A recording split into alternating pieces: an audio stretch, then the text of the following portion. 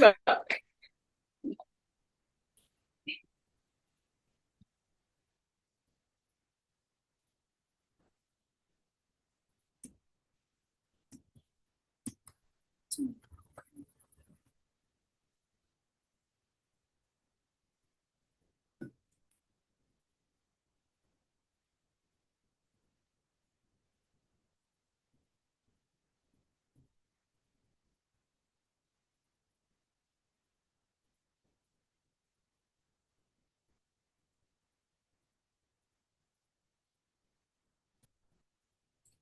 Majunya,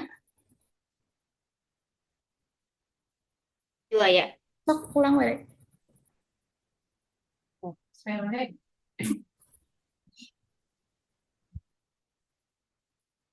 Sok Rendra, pulang dari we. Maafnya. Oke, aman-aman.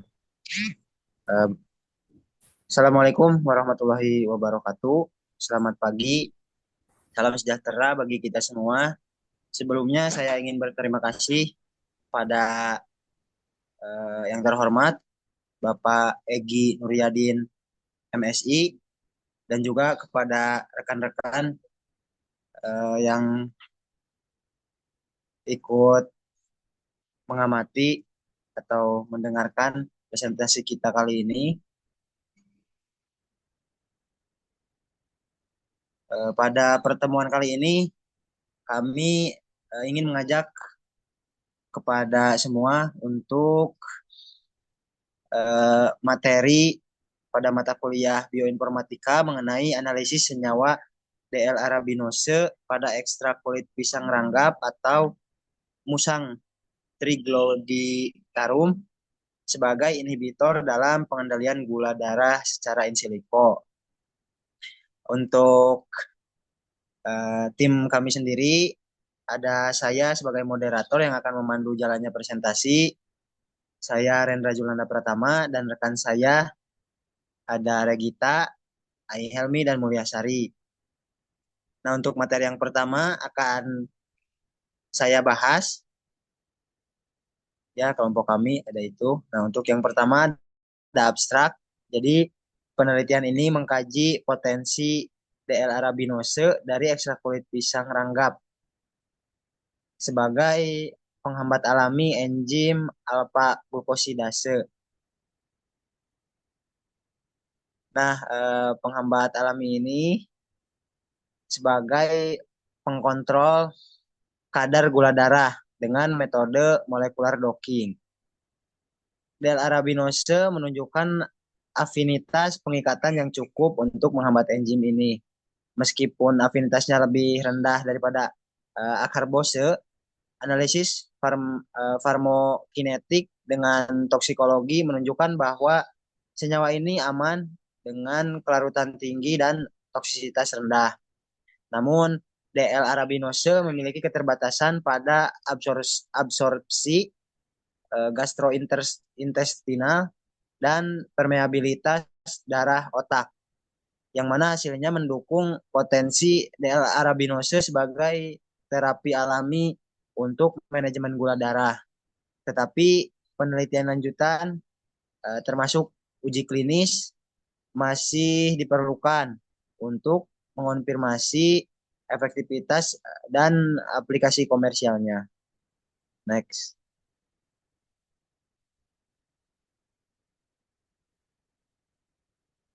Ya, lalu untuk pendahuluan,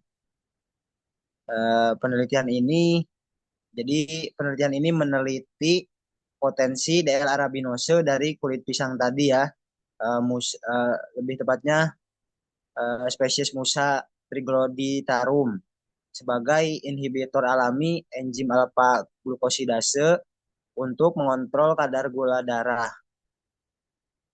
Melalui pendekatan in silico dengan metode molekular docking, DL arabinose diprediksi dapat menghambat enzim ini yang berperan dalam konversi karbohidrat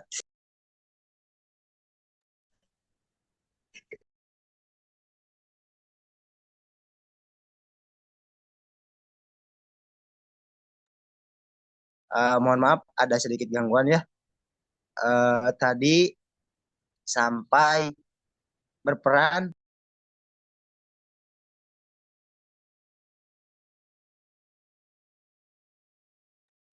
berperan dalam konversi karbohidrat menjadi glukosa sehingga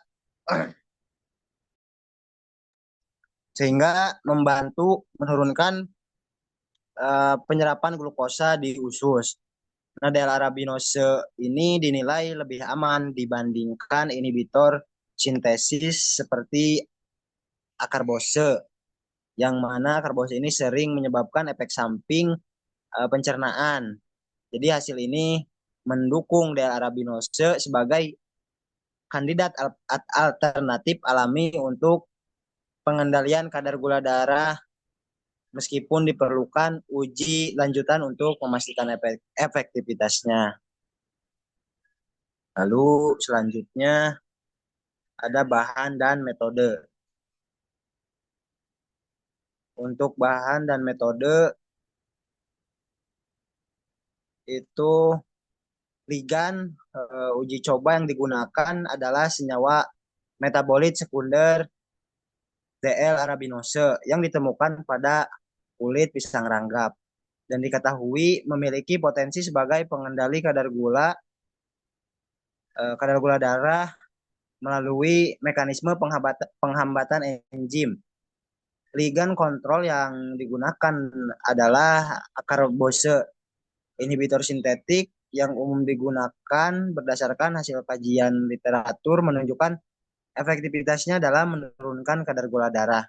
Sedangkan untuk reseptor yang digunakan dalam protein alfa glukosidase yang diambil dari database RSCB atau protein databank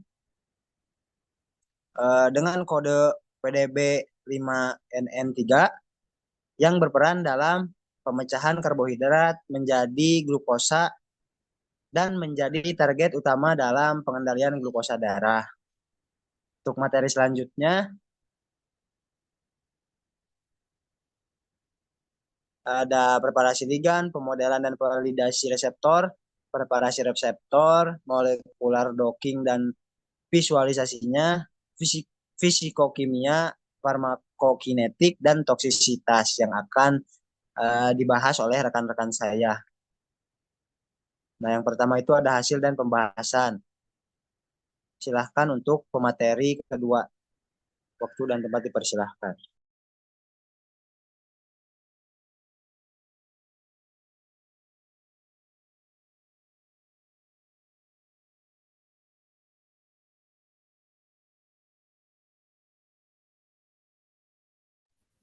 Baik, terima kasih kepada moderator. Yang pertama, kita bahas mengenai ligan dan reseptor yang digunakan, yang mana DL-arabinose ini dipilih sebagai ligan uji karena potensinya sebagai inhibitor alami alpha-glukosidase, yang mana ini didapat dari berdasarkan kajian literatur. Kemudian, untuk ligan kontrolnya yang digunakan yaitu akarbos, yang mana ini dikenal sebagai inhibitor alpha-glukosidase yang membantu mengelola gula darah. Kemudian, protein yang digunakannya itu diunduh dari RSCB-PDB yang telah disebutkan tadi dengan kodenya itu 5NN3, yang mana ini tuh berperan penting dalam metabolisme karbohidrat sehingga penghambatannya dapat membantu mengatur kadar glukosa darah.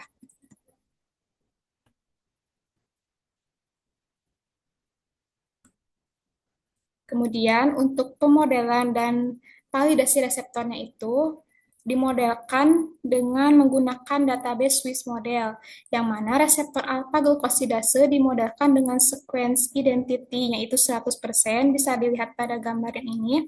Kemudian Q-meannya itu 0,22, yang mana ini berarti menunjukkan struktur yang identik, reliable, dan valid, sehingga ini dapat dinyatakan berkualitas baik untuk analisis lebih lanjut.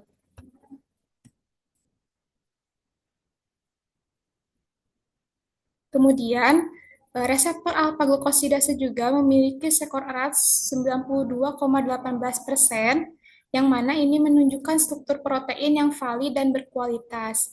Kemudian hasil verify 3 dimensi juga menunjukkan 90,7%, yang mana ini residunya memenuhi standar minimal yang mendukung keandalan model. Nah, pada evaluasi WACC yang mana ini juga strukturnya itu lolos sebagian besar pemeriksaan dengan ada beberapa peringatan yang perlu diperhatikan dari warna-warna yang ada di sini yang muncul. Kemudian pada evaluasi project ini menunjukkan ada 3 yang lolos, ada 3 peringatan, dan juga ada 3 kesalahan, yang berarti mengindikasikan bahwa meskipun model ini cukup andal dan valid, untuk analisis lanjut, ada aspek yang harus diperbaiki untuk meningkatkan kualitas model tersebut. Kemudian tahap selanjutnya itu molecular docking ligand dengan reseptor, yang dimana dockingnya itu dengan aplikasi Pirex, ini menunjukkan bahwa DL arabinose memiliki nilai binding affinity-nya itu negatif 5,0 per mol terhadap alpha glukosidase. Yang berarti ini tuh lebih tinggi dari akarbos, yang mana akarbosnya itu bernilai negatif 9,1. Ini berarti ikatan DL arabinose dengan reseptornya itu lebih lemah dibandingkan akarbos. Hal ini mengindikasikan bahwa DL arabinose itu memiliki potensi interaksi yang lebih rendah dengan protein target dibandingkan akarbos, karena afinitas energinya itu lebih negatif yang menandakan ikatannya itu lebih kuat. Kemudian, metode docking dianggap valid jika nilai RSMD atau root mean square deviation itu kurang dari 2. Nah, semakin mendekati 0, nilai RSMD-nya itu semakin baik kesejajaran konformasi struktur hasil docking. Nilai RSMD yang rendah menunjukkan bahwa pose ligan hasil docking mendekati pose ligan alami.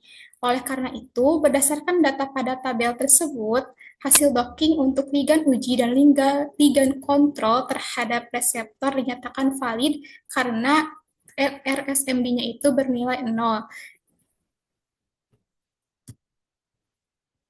Kemudian, untuk visualisasinya, pada gambar tersebut menggunakan aplikasi Discovery Studio, yang mana dalam gambar tersebut ada garis hijau putus-putus yang menunjukkan ikatan hidrogen konvensional antara ligan dan residu. Sementara garis hijau transparan ini menunjukkan ikatan hidrogen karbon yang lebih lemah. Ikatan-ikatan ini mencerminkan afinitas yang memperkuat stabilitas interaksi antara ligan dan juga reseptor. Setiap residu ini berperan dalam mengoptimalkan ikatan dengan ligan, yang dimana ada valin atau yang ini val A787, ini memberikan stabilitas hidrofobik. Kemudian untuk histidin atau yang ini A637, ini menstabilkan orientasi ligan melalui ikatan hidrogen.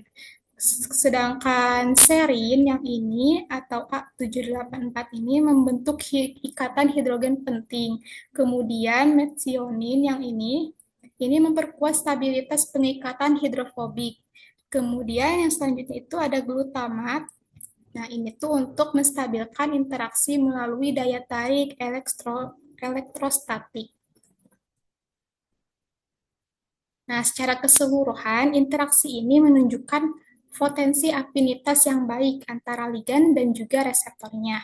Dengan adanya ikatan hidrogen yang kuat dan kombinasi residu polar serta nonpolar yang mendukung stabilitas ligan dalam situs pengikatan. Sekian pemaparan dari saya kembalikan lagi kepada moderator.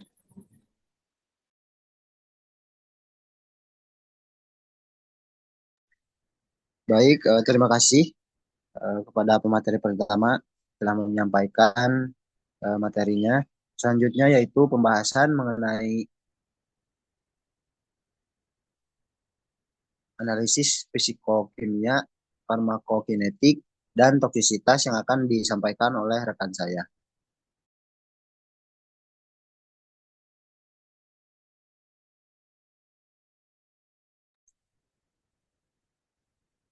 Eh, Baik, yang selanjutnya,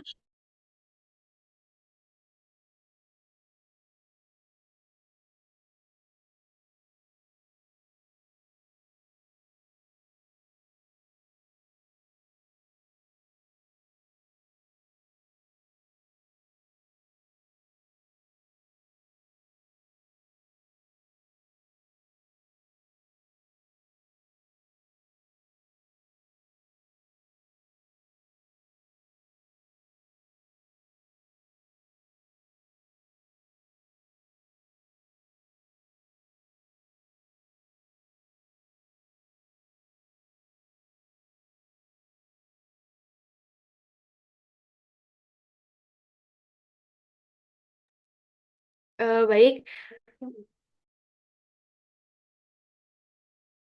Hmm. Baik, maaf sebelumnya ya. Tadi device-nya nge-lag. Lanjut ya, yaitu saya akan membahas mengenai materi analisis fisikokimia, farmakokinetik, dan juga toksisitas. Eh, Salah satu aturan yang sering diterapkan dalam prediksi sifat fisikokimia dan juga farmakokinetik yaitu aturan Lipinski atau Rules of Five, yang mana aturan ini menyatakan bahwa senyawa yang baik sebagai obat oral sebaiknya memiliki berat molekul yang kurang dari 500. Lalu nilai log P kurang dari 5, akseptor ikatan hidrogen kurang dari 10, dan juga donor ikatan hidrogen yang kurang dari 5.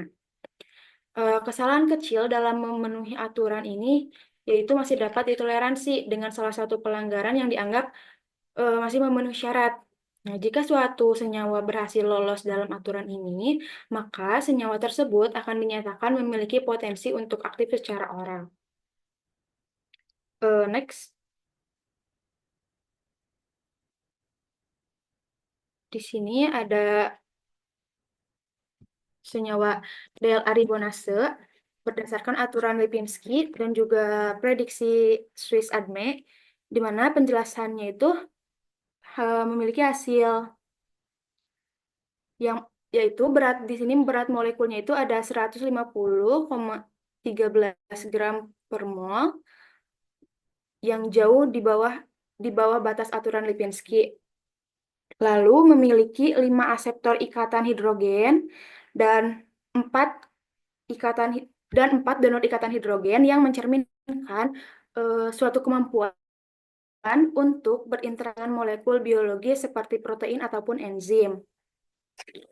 Lalu di situ ada nilai lipofisitasnya atau log-P-nya itu minus 1,74 yang menunjukkan senyawa ini bersifat hidrofilik atau larut dalam air daripada lipofilik, yang mana lipofilik itu larut dalam lemak. Bentar. Nah, di dalam strukturnya, udah ya. Jadi meskipun sebentar. Meskipun ini tuh memenuhi beberapa kriteria, tetapi senyawa ini tidak sepenuhnya lolos aturan Lipinski karena sifatnya itu tidak yang karena sifatnya yang terlalu hidrofilik atau log-P-nya itu rendah. Jadi hal ini bisa mempengaruhi kemampuan senyawa untuk menembus membran. Boleh di next.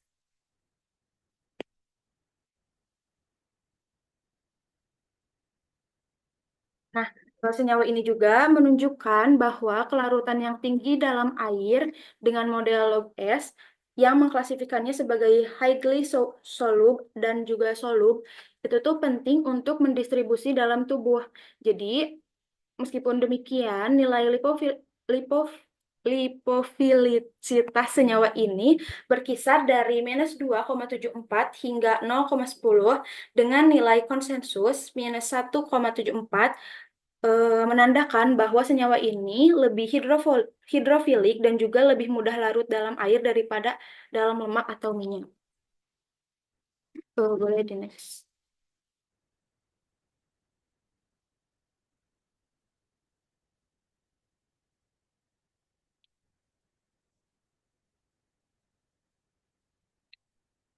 Nah, lalu yang selanjutnya ada farmakokinetik senyawa DL-aribonase.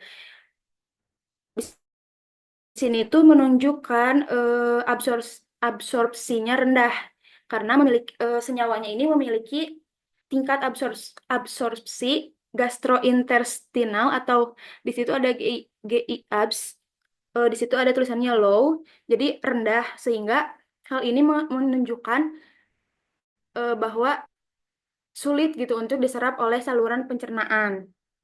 Yang kedua itu ada tidak menembus penghalang darah otak atau di BBB-nya. Jadi DL-aribonase ini tidak mampu untuk menembus BBB sehingga tidak berpengaruh pada sistem. Yang ketiga ada interaksi obat minimal seperti yang ada di PPT. Next.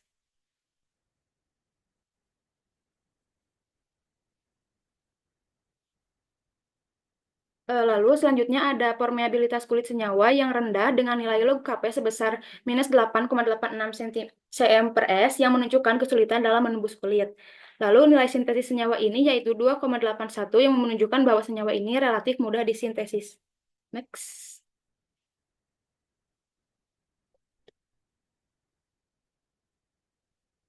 Boleh di next. Oh, udah. Nah, di sini ada kemungkinan boleh dikembali.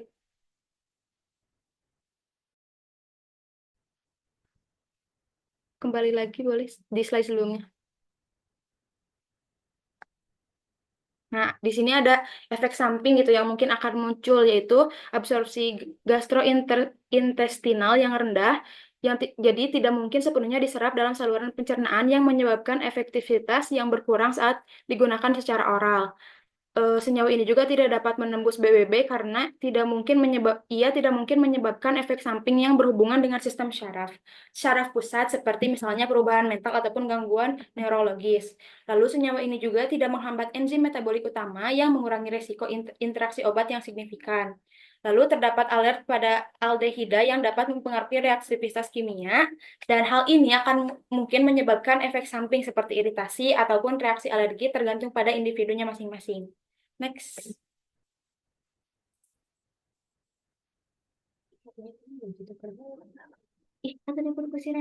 Oke, sekian presentasi dari saya. Mungkin selanjutnya akan saya kembalikan lagi kepada moderator.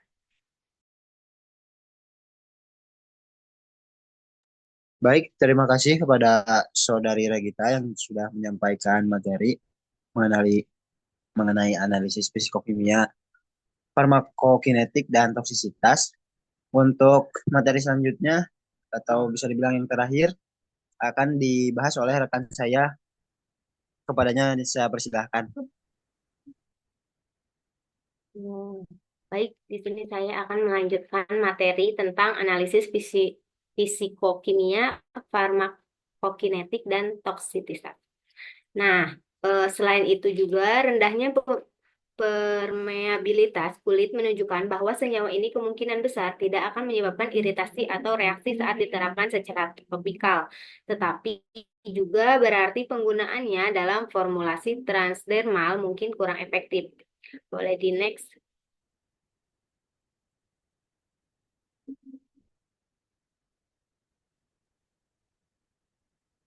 Boleh di next.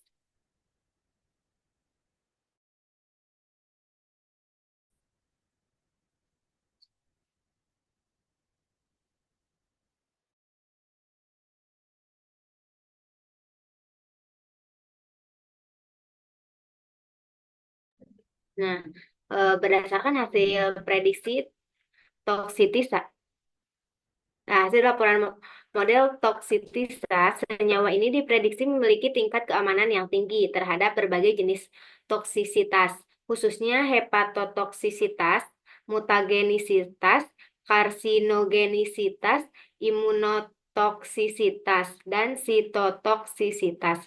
Nah, prediksi hepatotoksisitas ini menunjukkan bahwa senyawa ini tidak memiliki potensi merusak hati dengan tingkat keyakinan model sebesar 97%. Nah, hal ini menunjukkan bahwa senyawa ini aman digunakan tanpa risiko signifikan terhadap kesehatan hati.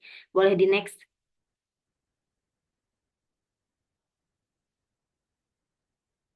Nah, dalam aspek mutagenesitas, eh, senyawa ini juga diprediksi tidak bersifat mutagenik, artinya tidak menimbulkan perubahan genetik atau mutasi pada sel-sel tubuh. Model model ini memperlihatkan keyakinan 94% terhadap prediksi ini, yang memberikan kepercayaan bahwa senyawa ini aman dari potensi mutasi genetik. Boleh di next. Nah, prediksi karsinogenesitas ini mengindikasikan bahwa senyawa ini tidak memiliki potensi untuk memicu perkembangan kanker dengan tingkat keyakinan sebesar 84%. Meskipun probabilitas ini sedikit lebih rendah dibandingkan parameter lain. Nah, ini tetap memberikan indikasi bahwa senyawa tersebut aman dari risiko karsinogenik. Boleh di next.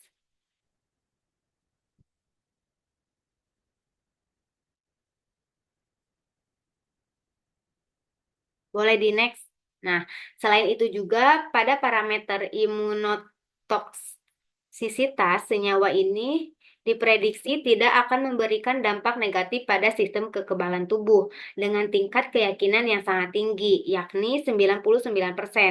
Nah, hal ini menunjukkan bahwa penggunaan senyawa ini tidak akan mengganggu fungsi imun atau menurunkan daya tahan tubuh.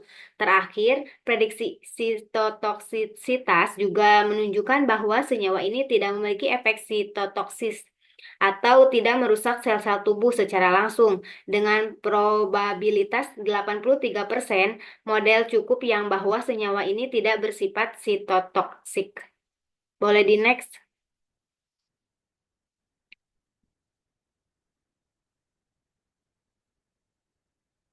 Oke, saya kembalikan lagi kepada moderator. Ya, terima kasih Helmi untuk pemaparan materinya. Untuk selanjutnya yaitu kesimpulan. Jadi next, penelitian ini menyimpulkan bahwa DL arabinose itu atau DL arabinose dari kulit pisang ranggap itu memiliki potensi sebagai inhibitor alami untuk pengendalian gula darah dengan cara menghambat enzim alfa glukosidase, meskipun afinitasnya lebih rendah dibandingkan akarbose. DL arabinose menawarkan alternatif yang lebih aman dengan resiko efek samping minimal. Hasil farmakokinetik menunjukkan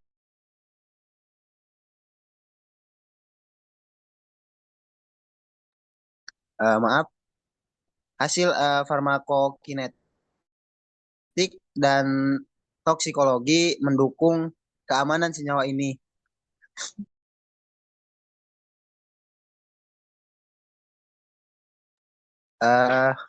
Menunjukkan potensi sebagai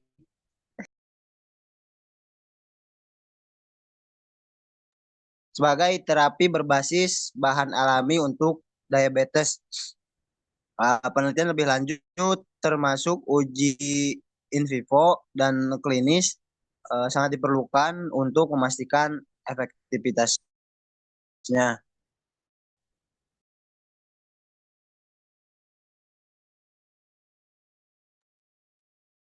Lalu itu saja mungkin